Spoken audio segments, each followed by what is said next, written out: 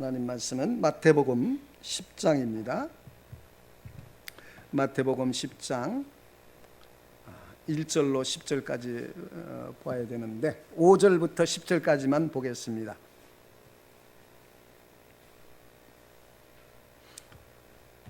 마태복음 10장 5절로 10절 말씀을 합독하도록 하겠습니다. 5절부터 다 찾으셨으면 5절부터 시작. 예수께서 이 12를 내어 보내시며 명하여 가라사대 이방인의 길로도 가지 말고 사마리아인의 고을로도 들어가지 말고 차라리 이스라엘의 집에 잃어버린 양에게로 가라. 가면서 전파하며 가로되 천국이 가까웠다 하고 병든 자를 고치며 죽은 자를 살리며 문둥이들을 깨끗게 하며 귀신을 쫓아내되 너희가 그저 받았으니 그저 주어라. 너희 전대에 금이나 은이나 동이나 가지지 말고 여행을 위하여 주머니나 두보롯이나 신이나 지팡이를 가지지 말라. 이는 일꾼이 저 먹을 것을 받는 것이 마땅함이니라. 아멘.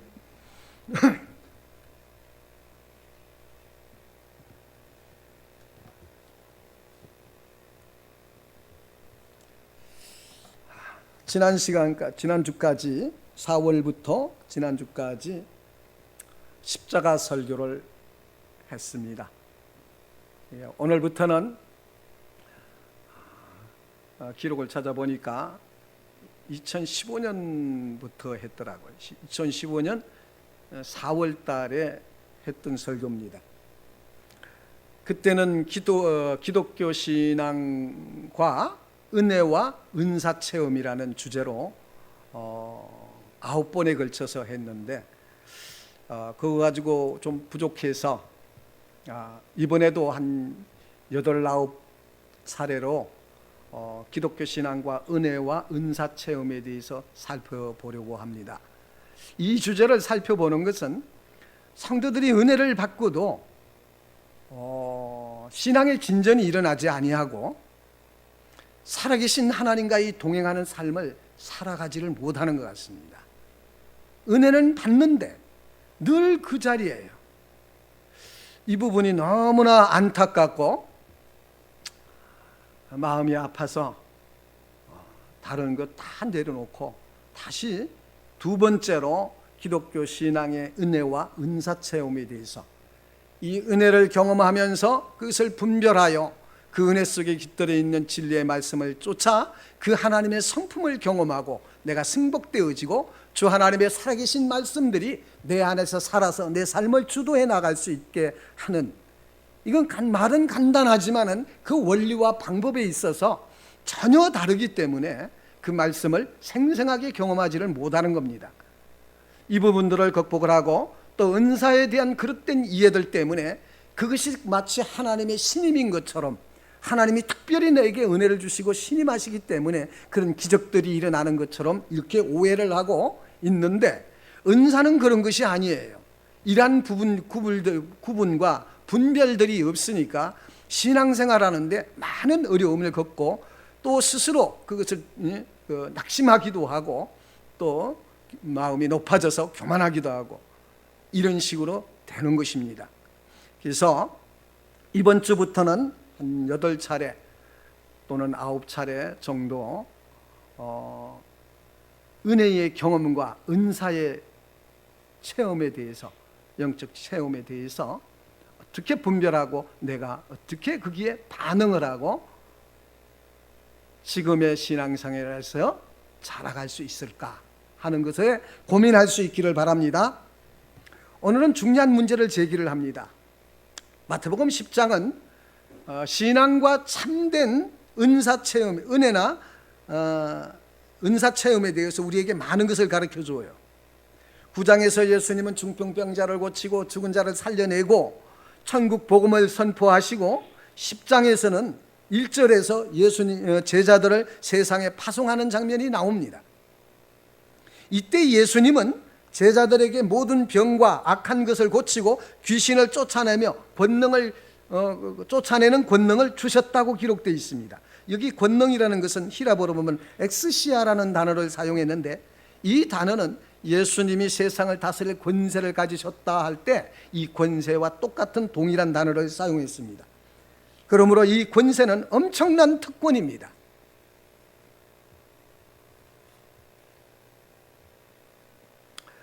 예수님은 천국이 가까웠다라고 외치고 죽은 자를 살리고 병든 자를 고치고 문둥병을 깨끗게 하며 귀신을 쫓아내라고 명령을 하셨어요. 이 아주 특별한 명령이고 권세인데, 여기에 지금 누가 포함되어 있는가? 가룟 유다가 포함되어 있다는 겁니다. 우리는 잘 알다시피 가룟 유다는 구원받지 못한 사람으로 이렇게 믿고 있습니다. 왜냐? 그는 예수님을 은40에 팔아먹고 자기가 지은 죄를 괴로워했는데 이것을 회개라고 보지 않기 때문입니다. 참다운 회개를 했더라면 유다는 결코 스스로 자살은 하지 못했을 겁니다. 왜요? 이 생명은 하나님의 주권이기 때문에 내가 그것을 행사할 수가 없는 거예요. 당시 유다가 참된 회개를 했더라면 목숨을 끊을 수 없었을 텐데, 복음서에 보면 목이 메어 죽었다라고 기록되어 있고 사도행전에 보면 배가 터져 죽었다 이렇게 기록되어 있습니다. 이것은 목을 메었던 줄이 끊어져서 떨어지면서 부패한 이 배가 터졌던 것 같습니다. 우리는 여기서 매우 중요한 의문을 가지게 되는데, 죽은 자를 살릴 정도로 놀라운 권능을 행하고도 구원받을 수 없는가? 맞아요, 틀려요? 답은 그럴 수 있답니다. 있다는 거예요. 구약의 대표적인 인물은 이스라엘 초대왕 사울이라고 생각됩니다. 사울은 한때 하나님의 신에 크게 감동을 받았지만은 이후에 성령이 떠나자 악신이 그에게 들어갔습니다. 그래서 하나님께서 세운 왕이 사울처럼 살면 멸망하여 구원받지 못하는 왕의 표징이 됐습니다. 이것을 통해서 우리가 알 수 있는 것은, 꼭 여러분이 이 시간에 기억할 것은 분류를 하십시오. 성령님의 역사, 하나님의 역사 하실 때는 두 가지입니다. 구원적인 역사와 사역적인 역사 두 가지예요. 이것을 구분하지 않으니까 두리뭉실해가지고 혼돈이 옵니다. 구원이 여기서 말하는 구원은 우리의 신분적인 구원도 구원이지만은 성화적인 구원까지 포함된 겁니다. 포함된 구원의 개념이에요. 그래서 하나님의 은혜는 하나님의 사랑의 효과이고, 은사는 하나님이 행하시는 일입니다.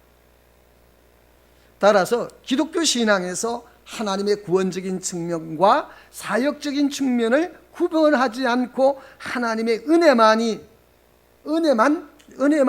충분하다, 은혜로만 충분하다, 이런 표현은 조심을 해야 됩니다. 은혜면 다 됩니까? 아멘 하는 사람도 맞고 아니요 하는 사람도 맞아요.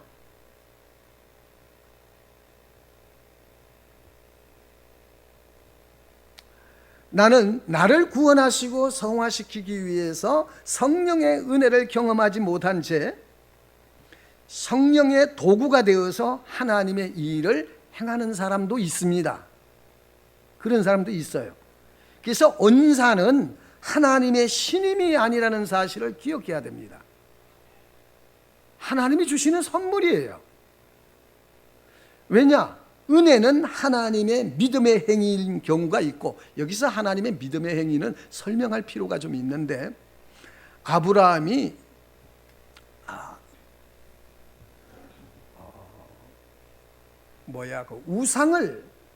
우상신을 깎아서 만들어서 팔아먹던 집안이에요. 하나님과 상관이 없는 집안이에요. 그 아브라함에게 찾아와서 너는 본토 친척 아비집을 떠나라, 내가 내게 지시하는 땅으로 가라. 그러면 내가 복의 근원이 되게 해주겠다, 이렇게 말씀하시니까 실제로 그렇게 떠나요.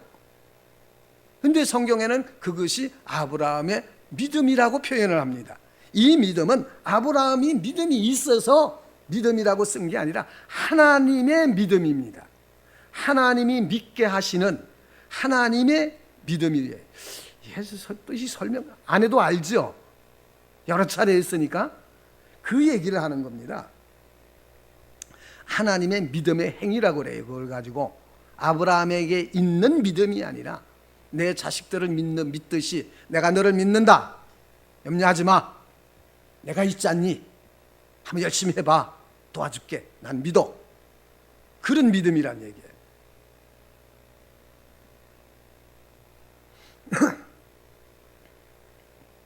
어디까지 했어?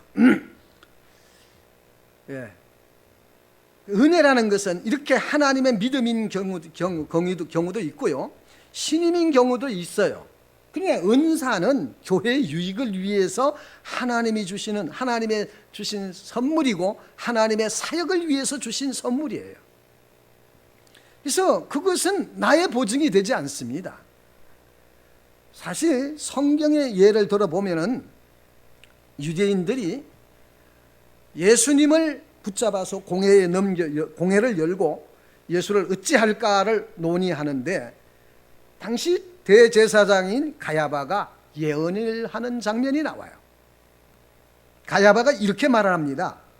한 사람이 많은 사람을 위하여 죽는 것이 유익하지 않겠느냐, 이렇게 말합니다. 사실 가야바는 자기가 지금 무슨 말을 하고 있는지를 몰라요.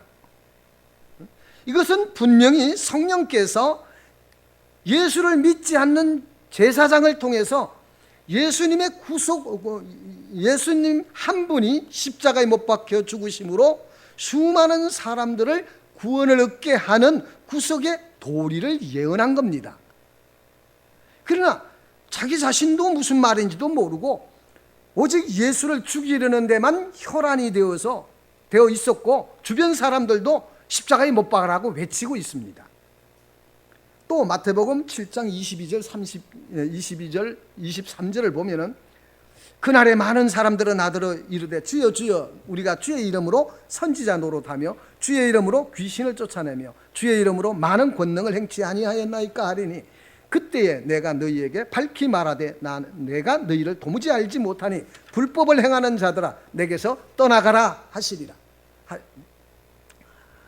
여기서 기억할 것은 성령의 능력을 받고 성령의 도구가 되는 것은 사실이지만은 그들이 하나님의 신임을 얻어서 그 뜻대로 행한 것이 아니라는 겁니다. 여러분도 기억할 겁니다. 이단 교주 중에 초창기에 엄청난 성령의 강력한 역사가 일어난 사람이 있습니다.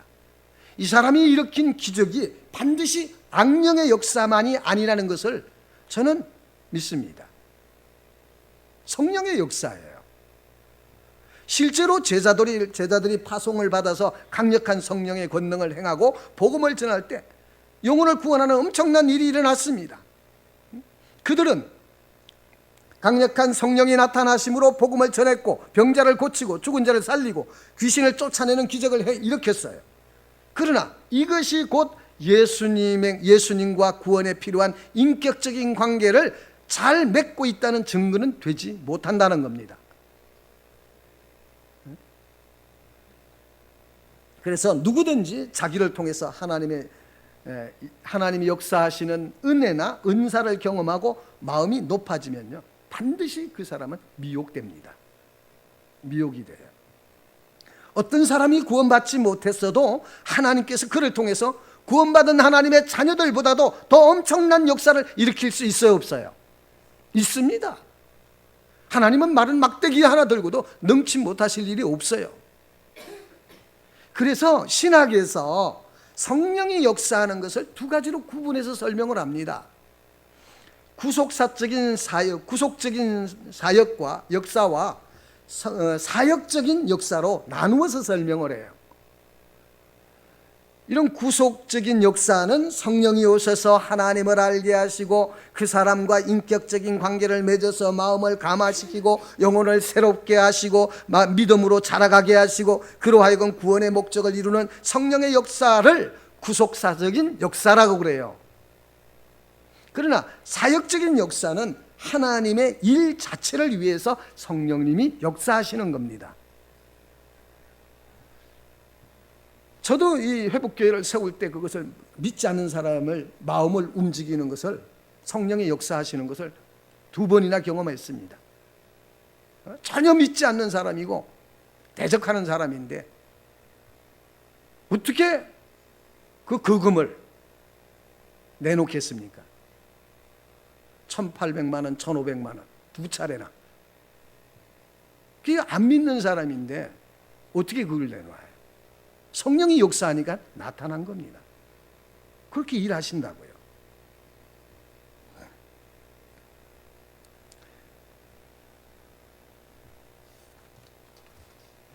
오늘 본문 10장은 우리에게 굉장히 많은 의문을 가지게 해줘요. 제자들의 엄청난 성령의 역사를, 권능을 받아서 놀라운 역사를 이루고 복음의 복음을 능력 있게 전했습니다. 이것은 예수님이 하신 일과 동일하게 제자들이 성령을 통해서 천국 복음을 전파하고 가르치고 병든 자를 고치고 죽은 자를 살리고 귀신을 쫓아내는 예수님의 삼중 사역을 그대로 행했다는 겁니다. 얼마나 놀랍겠습니까? 문제는 성령의 권능을 받았는데 사도행전 1장에 예수님이 부활하시고 승천하시기 직전에 제자들에게 마지막으로 이렇게 당부를 하세요. 4절 5절에 너희는 예루살렘을 떠나지 말고 내게 들은 바 아버지의 약속하신 그것을 기다리라. 요한은 물로 침례를 베풀었으나 너희는 몇 날이 못되어 성령으로 침례를 받으리라. 이렇게 말씀하세요. 예수님이 제자들에게 죽은 자를 살려낼 정도로 성령으로 충만하게 하셨는데 여기에 성령을 더해 주시겠다는 겁니다. 어찌 보면 제자들에게 임했던 성령의 권능이 더 이상 더 필요가 없을 정도입니다. 그런데도 8절에 오직 성령이 너희에게 임하면 너희가 권능을 받고 예루살렘과 온 유대와 사마리아와 땅끝까지 이르러 내 증인이 되리라. 이렇게 말씀하세요. 마치 제자들이 아직도 증인이 되지 못한 것처럼 그렇게 말씀하십니다. 왜 그러신가? 이 말씀을 듣고 제자들이 뭐라고 그랬습니까? 6절에서 주여 주님의 나라가 회복하실 때가 이때니까, 너무 엉뚱한 말을 질문을 합니다. 이때까지 제자들의 마음은 이스라엘의 구원에 있는 것이 아니라 이스라엘 나라의 왕국이 회복되는 것을 기다리고 왔다는 겁니다. 이 차이를 아셔야 됩니다. 왜 이런 현상이 일어나는가? 신앙의 세계에서 가장 조심할 것은 성경에 대한 이 통괄적인 사고, 이 사고를 가지고 이성적인 승복이 일어나야 하는데 이것이 없으면 어떻게 되는가? 자신이 알고 있는 지식으로 무엇을 만들어내는가? 신념을 만들어내요.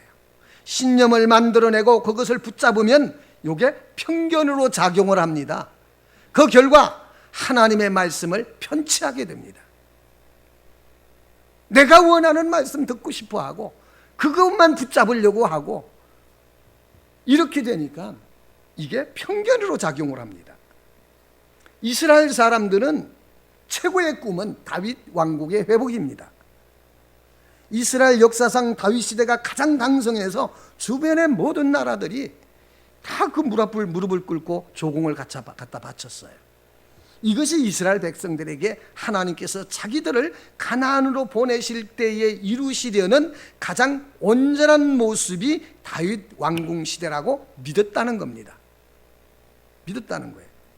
이거는 영적이지 않고 육적인 생각입니다. 이것이 유대인들에게 팽배했기 때문에 메시아가 왔어도 알아보지 못하는 겁니다. 알아보지를 못하는 거예요. 지금도 그래요. 지금도.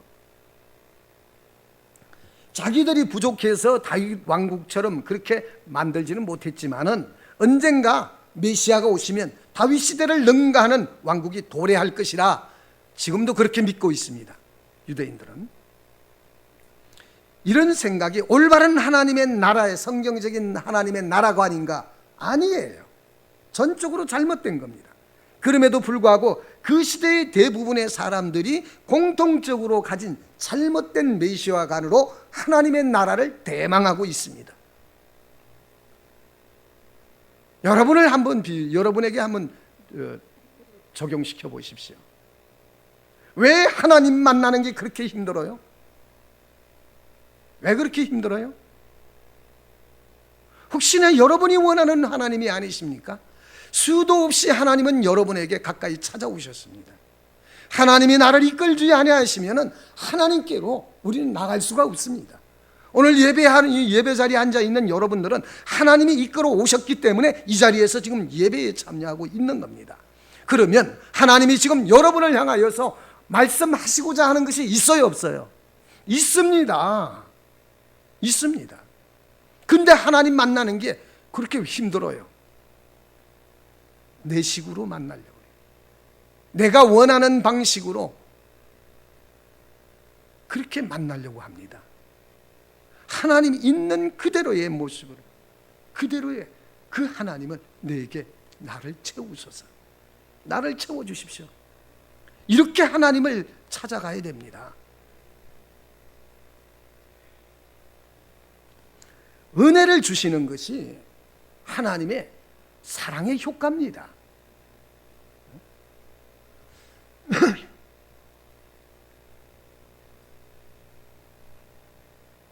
메시아가 오셨는데 유대인들은 알아보지 못하고 결국은 그 메시아를 십자가에 못 박아 죽입니다.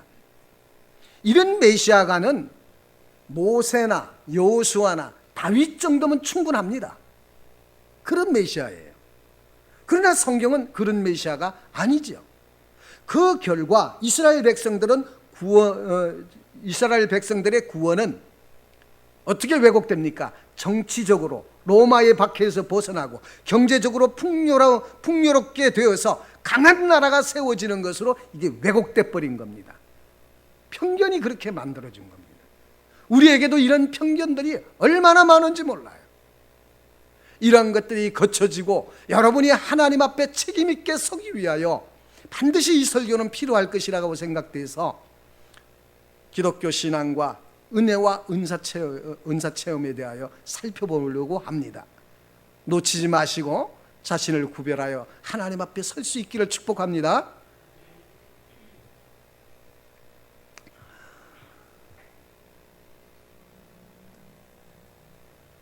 실제로 이스라엘 백성들이 신구약 중간사에 보면은 마카비라는 인물이 있습니다. 여러분도 잘 알다시피 이 베토벤이 보아라 용사가 돌아온다, 이것은 원래 핸델 작품인데 오라토리온 안에는 여러 가지 곡이 있어요. 메시아도 그 안에 포함되어 있고 그 중에 하나가 보라 용사가 돌아온다, 이 곡도 있습니다. 이 곡은 바로 이 마카비에게 헌정한 베토벤이 마카비에게 헌정한 노래인데 피아노와 첼로를 위하여서 변주곡입니다. 이 사람이 얼마나 대단한 사람인가?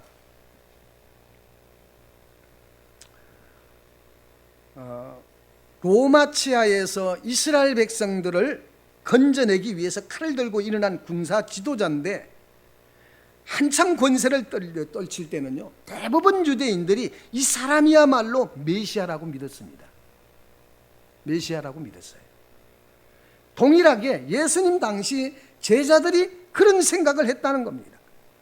예수님이 오셨을 때 사람들이 이사야에 예언되었던 요엘서나 여러 가지 성경의 구약 성경에 기록된 메시아에 대한 기록들이 굉장히 많습니다.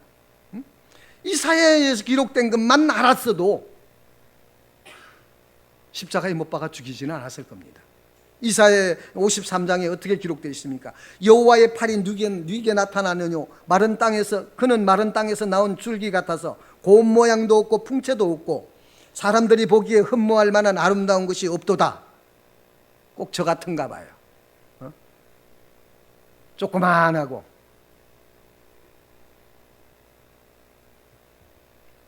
이 말씀만이라도 이해했더라면 이스라엘 백성들은 예수님을 십자가에 못 박지는 않았을 겁니다. 또 예수님이 그토록 하나님 나라를 말씀하셔도 제자들은 도저히 이해할 수가 없었고, 심지어 침례 요한도 의심까지 했었습니다. 천국이 가까웠다 회개하라고 했을 때 이들에겐 회개할 것이 없었어요. 이스라엘 사람들에게 메시아의 왕국은 세상적인 왕국이고, 이 세상에서 풍요를 꿈꾸는 세속적인 것에 불과했기 때문에 안 보이는 것이고 안 들리는 겁니다. 제자들에게 성령님이 강하게 역사 임하셨을 때 문둥병자들에게 손을 얹고 기도하자 깨끗하게 낫고, 죽은 자들이 일어나고, 그 엄청난 역사들이 일어났는데 제자들이 변화가 됐나요, 안 됐나요? 변화되지 않았습니다. 변화되지 않았어요. 언제까지? 사도행전 10장을 넘어가야 10장에서 변화됩니다. 지금 제자들은 예수님이 십자가에 못 박혀 죽으시고 부활하셨는데도 아직도 예수님이 왜 죽으시고 왜 부활하셔야 했는지를 몰라서 대부분 제자들이 십자가에 못 박히자 고향으로 돌아가, 부활까지 보고도 고향으로 돌아가서 고기 잡고 있습니다. 예수님이 가르쳐 주시지 않았다면 모르겠는데 분명히 반복해서 말씀하셨어요. 마태복음 16장에서도 너희는 나를 누구라 하느냐 이렇게 물으시자 베드로가 쓱 나시면서 주는 그리스도시요 살아계신 하나님의 아들이시니이다 이렇게 고백했어요. 이때부터 예수님이 진실을 말하는 겁니다. 인자는 제사장들과 장로들에게 고난을 받은 후에 죽고 다시 살아나리라.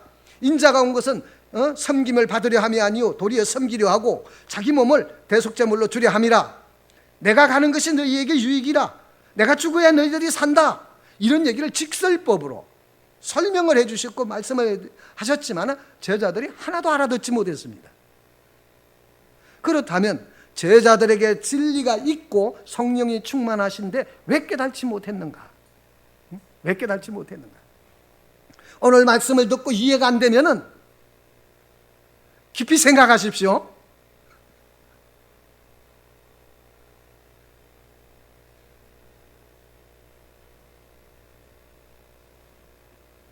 결론을 말씀을 드리면은 성령을 체험하고 은사를 받아 더 놀라운 기적들을 행하였다 할지라도 이 은사는 하나님의 신임이나 자기 자신의 영적 수준을 보증해 주지 못하는 것입니다.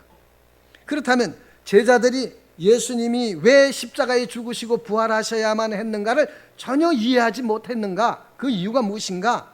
성령을 충만하게 받은 것과 하나님을 만나는 것이 어떻게 다르기에 그토록 강력한 성령을 역사를 경험했는데도 하나님을 알아보지 못하는가? 예수님이 명백한 말씀으로 진리를 가르치셨고 자신이 십자가에 죽으시고 다시 살아나실 것을 알려주셨는데 그 의미를 왜 알지 못했는가? 여러 가지 질문들이 나옵니다. 솔직히 예전에 저는 이 질문 때문에 오랜 시간 고민을 했었습니다. 그런 적이 있어요. 아무리 책을 뒤져봐도 알려주지 않고 어디 가서 물어봐도 뻔한 대답뿐이에요. 그러다가 성경을 읽다가 깊이 깨달았습니다. 제가 고민했던 것은 사람들이 부흥을 사모하는데 그 부흥이 하나님의 능력이 충만하기 때문에 그 능력을 사모한다는 겁니다. 제가 신학교 다닐 때만 해도 산에 가서 소나무 뿌리 뽑는 것이 유행처럼 번져 갔어요. 소나무 3개는 뽑아야 능력을 받는다. 이게 상식처럼 돼 있었습니다. 그래서 황당한 거예요. 신앙하고 소나무하고 무슨 상관이야? 그렇게 힘쓰고 능력 달라고 힘쓰고 때를 쓰면 주신다 그런 뜻이겠죠. 우리 주변에 비록 자신의 삶이나 목회 사역이나 사역 방법이나 그의 설교에는 후한 점수는 줄 수는 없지만은 분명히 큰 성령의 권능이 함께하고 있는 사람을 볼 수 있습니다. 그런데 이 사람의 생각이나 사상이 우리의 신앙과 다르다고 해서 그것이 성령의 역사가 아니라고 말할 수가 없는 겁니다. 저는 그동안 권능을 많이 받은 사람도 만나봤고 성령의 다양한 체험도 많이 했습니다. 사실 부흥사들 중에 상당히 많은 사람들이 강한 성령의 체험과 다양한 은사를 가지고 있고 부흥이 일어났을 때 경험했던 그 놀라운 성령 체험도 있어요. 문제는 결과가 너무나 다르다는 것입니다. 결과가. 이들은 성령을 그렇게 체험했는데 왜 부흥 시대에 설교자들처럼 그런 설교자는 나오지 않는가?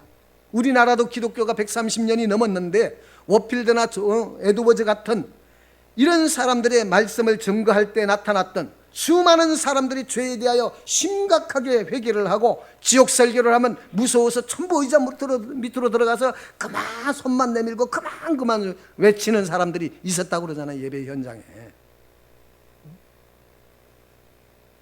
왜 그런 일이 일어나지 않는가?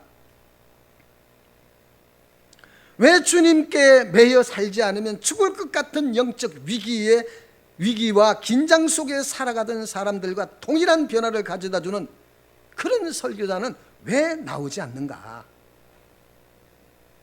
한국 교회는 성령의 강력한 역사를 경험한 사람들이 여기저기 우죽순처럼 일어나는데 왜 그런 에드워즈 같은 이런 신앙의 정신을 계승한 그런 사람들이 나타나지 않는가? 여러분 궁금하지 않습니까?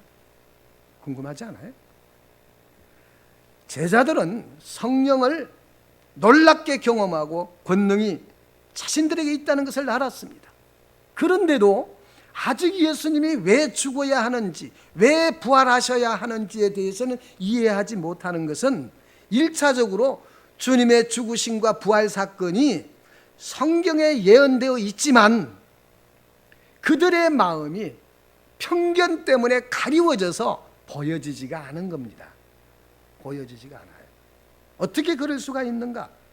제자들은 편견 때문에 구약을 부분적으로 섭취를 하고 자기들에게 필요한 것을 꺼내 쓰고 예수님의 가르침도 동일하게 그렇게 듣고 편취했습니다. 편취했기 때문이에요.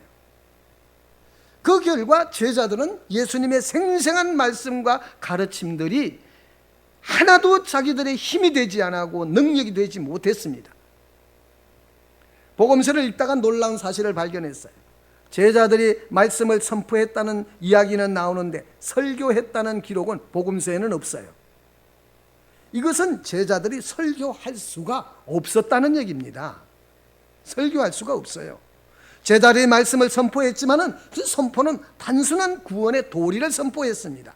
가령 하나님 나라가 가까웠다 회개하라, 이스라엘의 잃어버린 양들이요 하나님께로 돌아오라, 이런 간단한 몇 마디 할 수 있었던 겁니다. 그 증거가 복음서에 사도들의 제자들의 설교가 한 편도 실려 있지 않았다는 겁니다. 저는 성경을 통해서 이 답을 찾았을 때 너무나 기뻤는데 하나도 기뻐하지 않아요. 하나도 기뻐하지 않아요.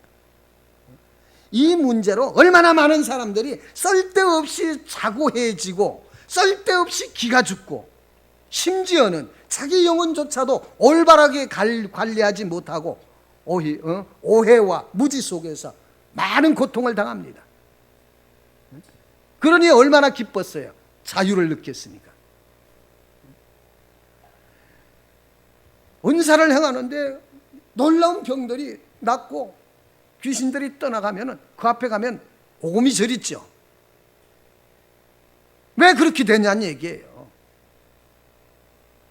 나는 그만 못해서 하나님의 신령한 종이라서. 신령하긴 뭐가 신령해? 그게 하고 무슨 신령하고 무슨 관계예요 그게?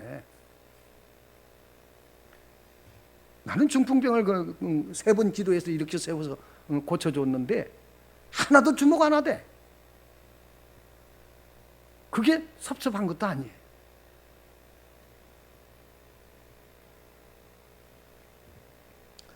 그 시대에 태어나서 그 시대가 가르쳐주고 통용되는 사상이나 개인적으로 신앙생활하면서 스스로 세운 이런 신념을 믿음으로 착각하는 사람들은 정말 무섭습니다. 정말 무서워요. 왜냐?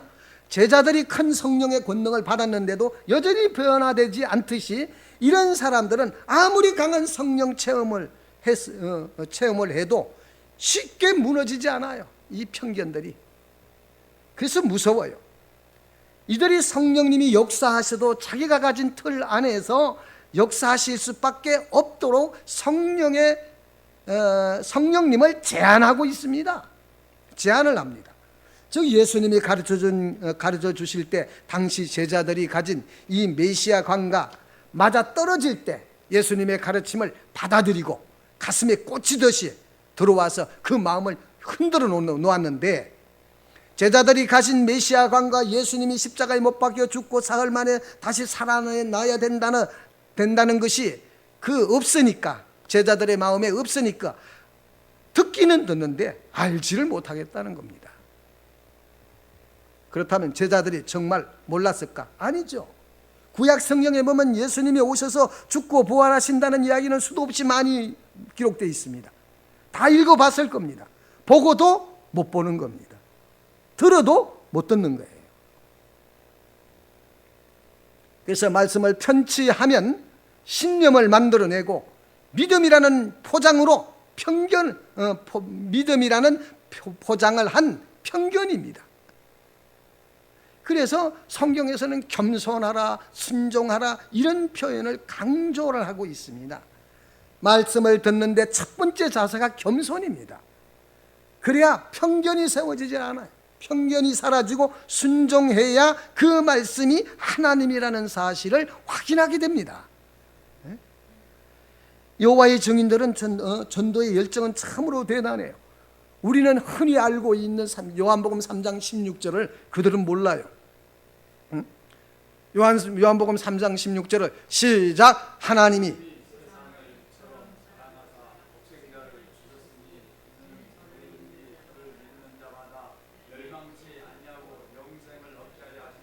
다 알잖아요. 이 사람들은 그게 구약에 있어요? 신약에 있어요? 이렇게 물어요. 여호와의 증인은 그래요. 자기들에게 필요한 구절만 달달달달 외가지고 그것밖에 몰라요. 그래서 여호와의 증인들을 내보내기가 어려워요. 힘들어요. 안 나가요. 자기가 안 되면 더 큰 사람, 더 많이 아는 유식한 사람 데려와가지고 자꾸 갖다 붙여요. 그러면 성경 가지고 얘기하세요. 성경 구절을 자기들의 교리와 맞는 것만 달달 외지 그 외에는 모릅니다. 그 얘기하면 그냥 나가요. 우리 교회에서 설교를 들을 때 이 문맥에서 은혜를 찾으라, 진리의 빛을 찾아 은혜를 받고 문맥에서 진리의 빛을 찾으라, 이런 것을 왜 강조합니까? 이런 편견이 세워지지 않게 하기 위해서 그럽니다. 편취하지 마십시오. 내가 좋은 소리 들으려고 하지 마세요. 이 감성으로 듣지 마십시오. 귀로 들으세요. 그리고 마음에 심으십시오. 그래야 그때의 감동이 일어나도록 하세요. 이게 순서입니다. 물론 마음이 감동돼서 그 말씀을 붙들고 그 진리의 빛으로 성령께서 비춰주시면 지식이 살아나고 다시 마음에 심어질 수도 있습니다. 어느 쪽으로 가도 상관은 없습니다만은 이게 전부처럼 여기지 마십시오.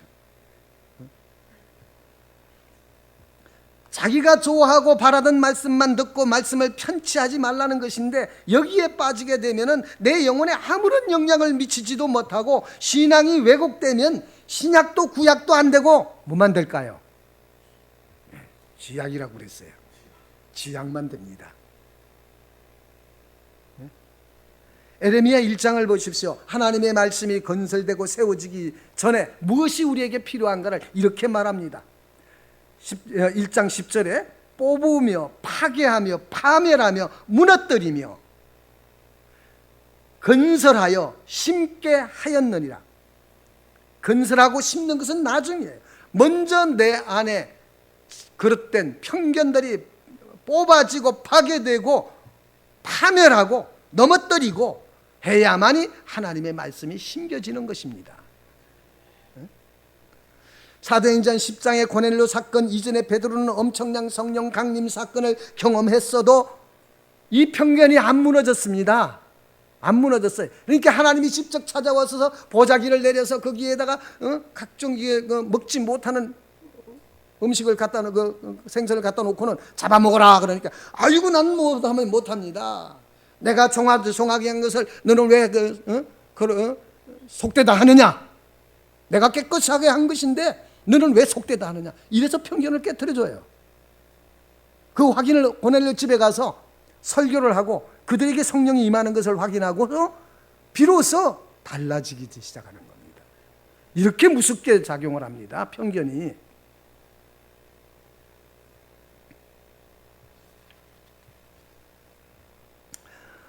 그래서 은사를 다 체험하고 큰 권능을 행했던 사람이 다른 사람의 설교를 들으면서 마음속으로 나도 다 안다, 나도 다 경험해봤어, 이거는 아니에요. 왜 그러냐? 하나님의 말씀은 날마다 새롭습니다.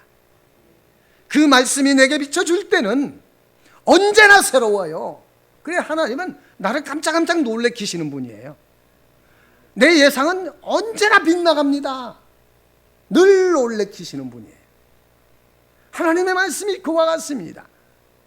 내가 다 알고 수십 번 수백 번도 그 구절을 더 읽어봤고 다 아는 것인데 성령이 역사하시니까 난생 처음 본 것처럼 느껴지는 거죠. 언제나 하나님 말씀은 그렇습니다. 역사적으로 부흥시대의 성도들은 설교를 듣기 전에 가장 먼저 뭘 했느냐? 뜨겁게 기도를 했습니다. 우리 교회도 예배 들어가기 전에 이렇게 뜨겁게 기도할 수 있기를 바랍니다. 우리 주목사님 찬양은 인도하고 짤막하게 읽으면 기도를 하는데 기도하기 전에도 하고 하지만은 좀 함께 한 마음으로 뜨겁게 기도하고 찬양하고 그리고 예배로 들어갔으면 좋겠습니다. 자, 근데 알아야 할 게 있습니다. 기억할 것은 그때의 성도들의 뜨거운 기도는 오늘날 성령 운동처럼 그런 뜨거운 기도가 아니었다는 것입니다. 당신은 말씀을 듣기 전에 먼저 자신의 죄를 깊이 통찰하고 하나님 자신에 대한 자각과 하나님의 성품에 대한 이 열망과 경험하고자 하는 열망과 자기 자신이 누군지를 깨닫게 해달라는 그런 종류의 기도였습니다. 하나님 자신을 구하는 거죠. 이때 성도들은 기독교의 핵심되는 내용과 성경 속의 진리의 큰 물줄기가 보여서 하나님과 깊은 만남에 대한 경험이 성경 해석을 좌우를 하고 신앙의 도리를 체득하고 주변 사람들에게 지대한 영향을 미쳤던 겁니다. 이처럼 제자들이 강력한 성령이 임했는데도 세상적인 사고방식을 버리지 못하는 이유가 뭔가? 성령의 권능으로 놀라운 은혜와 은사를 경험하고도 참된 신앙에 대해서 거의 무지했습니다. 사실 무지했어요. 문제는 너무나 많은 사람들이 성령의 강력한 역사를 경험했다는 것 때문에 마음이 높아진다는 겁니다. 강한 성령을 체험하고 병을 고치고 귀신이 떠나고 참으로 이런 귀한 일이지만은 그러나 하나님이 신임이 아니면 하나님을 실제로 아는 지식을 가질 수 있어요, 없어요? 없습니다. 없어요. 여기서 우리는 다시 한번 하나님을 실제로 아는 지식을 얻기 위해서 은혜의 소명을 찾아간다는 것이 얼마나 소중한 것인지를 눈을 뜨기 바랍니다. 눈을 뜨시기 바랍니다. 또 한 가지는 내 삶을 통하여 현재적인 하나님의 십자가를 경험하고 확인하는 겁니다. 내게 주시지 않는 것 때문에 불평하지 마시고 내게 주신 것에 대하여 감사하고 찬송하고 발견할 수 있기를 바랍니다. 이미 다 주셨어요.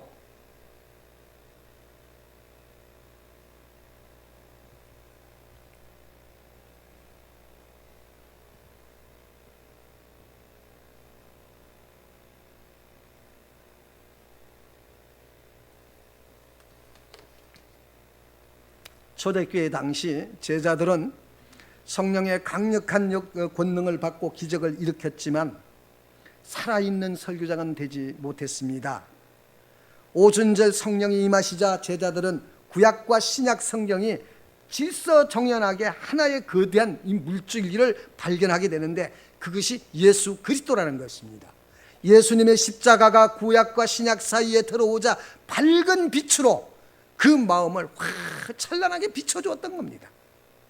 이후에 제자들은 입만 열면 기독교의 장대한 진리가 강물처럼 쏟아져 나왔습니다. 우리도 이와 같이 말씀을 따라서 역사하는 성령의 강력한 역사를 경험하고, 그 말씀이 내 안에서 건설되어지고 세워지기 위하여 먼저 내 속에 있는 이 편견이나 방해 요소, 이러한 것들이 무너지고 파괴되고 파멸되기를 바랍니다. 그리하여 하나님의 말씀이 내 안에 건설되고 세워져서 그 말씀의 권능으로 증거하는 하나님의 증인들이 되시기를 주의 이름으로 축복합니다. 기도하겠습니다. 살아계신 아버지 하나님, 참으로 주 하나님 앞에 서기를 원합니다. 주의 살아있는 말씀으로 내 마음을 사로잡아 주시고, 그 말씀의 권능으로 힘입어 주 하나님의 길을 따라가게 하소서. 우리를 이 땅에 보내신 하나님의 뜻을 좇아 오늘도 주 앞에 나와 예배하는 이들에게 성령으로 강력하게 역사하시고, 주의 살아있는 말씀으로 저들을 사로잡아 주옵시며, 그 말씀이 자신을 움직이는 원동력이 되고 힘이 되게 하여 주시옵소서. 이 땅에 살되 주님과 함께 동행하기를 원합니다. 편치하지 않기를 원합니다. 주의 말씀의 은혜가 계시의 말씀을 꿰뚫어서 그 속에 깃든 진리의 무한한 빛들이 얼마나 장엄한 바를 알게 하옵시고, 그 말씀이 글송이처럼 달아지며 주와 함께 그 말씀으로 동행할 수 있도록 이들을 사로잡아 주옵소서. 이제 또다시 세상으로 나갑니다. 타협하지 않게 하옵시며 물러서지 않게 하시고, 승리하고 돌아와 생명의 통로가 되었던 고백을 지체들과 함께 나눔을 통하여 더 풍성한 생명의 역사들이, 은혜들이 주여 나누어지기를 원하나이다.